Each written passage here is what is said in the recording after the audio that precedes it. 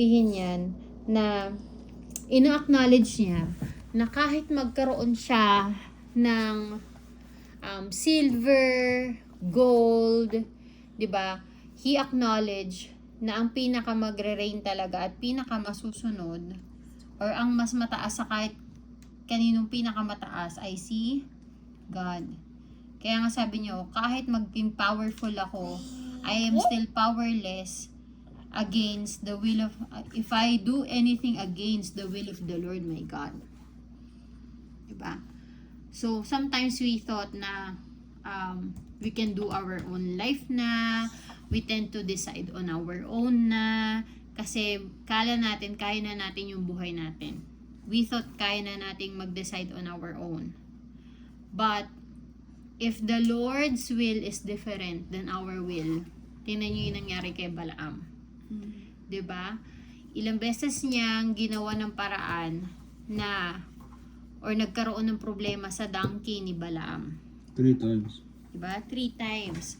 Kasi that only means na you are going in a way that the Lord doesn't please.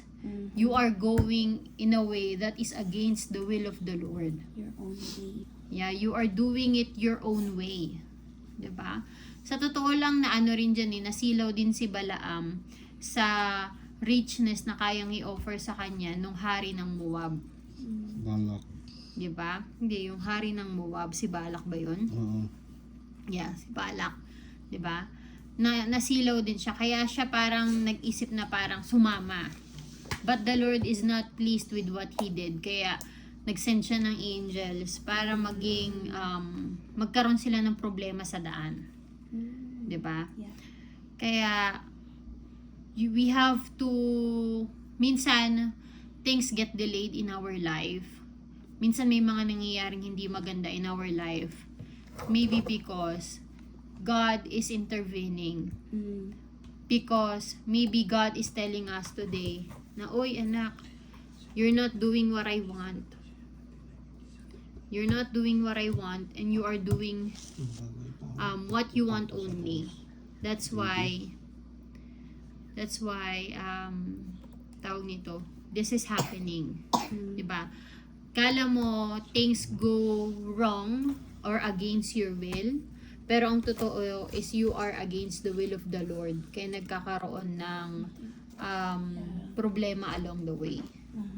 Diba? That's why it's very important that when we seek the Lord's answer, for example, when we seek the Lord's answer or to a certain situation, when we seek the Lord's guidance in a certain situation, like for example, itong kay Balaam, sinabi na ni Lord sa kanya na huwag kang sumama sa kanila because you are not to curse these people because I blessed them already. But Balaam still do the different thing, diba? Yung ibang bagay, yung kontra doon. Then, siya rin yung mapapahamak. Siya rin yung napahamak.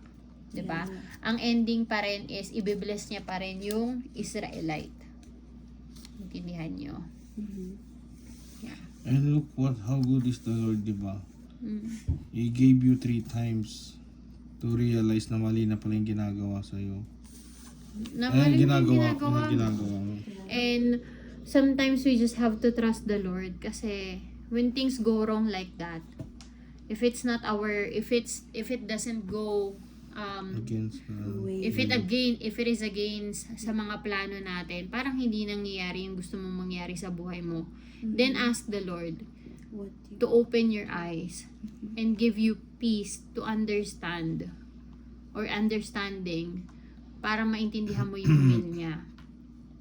And for you to do that, of course, you need to have an open relationship with the Lord. You need to have an intimate relationship with the Lord wherein you are able to hear kung ano yung gusto niya sabihin. You're able to hear kung ano yung